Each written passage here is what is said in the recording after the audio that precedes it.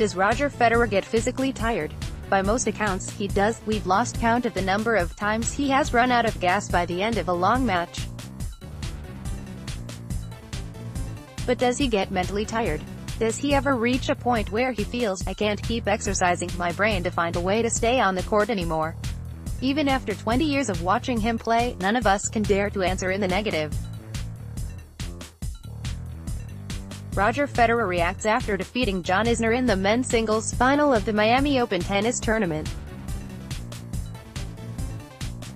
AP photo this week at the Miami Open, which was punctuated by a commanding 6-1, 6-4 win over John Isner in the final for his fourth triumph in the city, 28th Masters trophy and 101st title overall. Federer looked neither physically spent nor mentally fatigued. And at 37, those two things are not unrelated. Federer's freshness is not a modern miracle or a product of some mysterious age-reversing elixir. Instead, it is a product of his ever-alert mind and his eternally cerebral approach to the game. As he, together with the 30-plus Isner, successfully held off yet another charge by the Youth Brigade, the losing semi-finalists were both teenagers. It was another reminder of how rewarding it can be to make your mind do more of the work than your body. When Federer dropped the first set in his opening match against Rafael Nadal, memories of his loss to Thanasi Kokkinakis at the same stage in 2018 came flooding back. Just like last year, he looked worn out after a frustrating and long week in Indian Wells. Just like last year, he didn't seem particularly interested in extending his stay on the court at a venue where he had won just once in the previous 11 years. But it helped that Nadal doesn't have the weapons to keep Federer off balance for 2 whole sets. The Swiss somehow found his forehand in the nick of time to eke out the second set 7-5, and that was all the invitation his mind needed to go into overdrive. Federer got better with each passing set after that escape, not just with his play, but also with the way he broke down all of his opponent's games while simultaneously preserving his energy as much as humanly possible. Against Filip Krajinovic in the third round, Federer looked to hit with depth rather than pace to prevent the counter-punching Serb from getting a foothold in the rallies. Against Daniil Medvedev in the fourth round, he looked to extend points rather than shorten them, hitting a series of off-pace backhands that forced the Russian to generate his own pace. Against Kevin Anderson in the quarterfinal, Federer sliced and diced the ball to every inch of the court, making the South African bend low and stretch wide. Against Denis Shapovalov in the semis, he targeted the youngster's powerful but erratic backhand with gusto, repeatedly making him hit one extra shot off that wing. Every match of Federer's up to the final showcased a different game plan. He didn't always play the most attacking tennis, as is his wont. He didn't even serve like a madman, as has been a prerequisite in most of his recent title wins. He merely kept asking his brain to give him the most precise strategy needed for the win, and his brain delivered. Against Isner in the final, Federer had no reason to preserve his energy anymore. His next match was more than a month away. So he chose to receive serve after winning the toss, seemingly prepared to come charging out of the blocks and face the biggest weapon in the men's game, the Isner serve, head-on.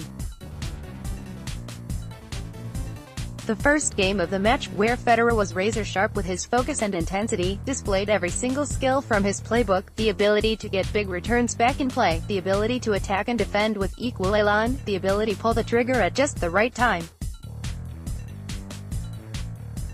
The message was clear. If Isner wanted to win his second consecutive Miami trophy, he'd have to find a way to counter the flowing, full-tilt, kitchen-sink throwing Federer.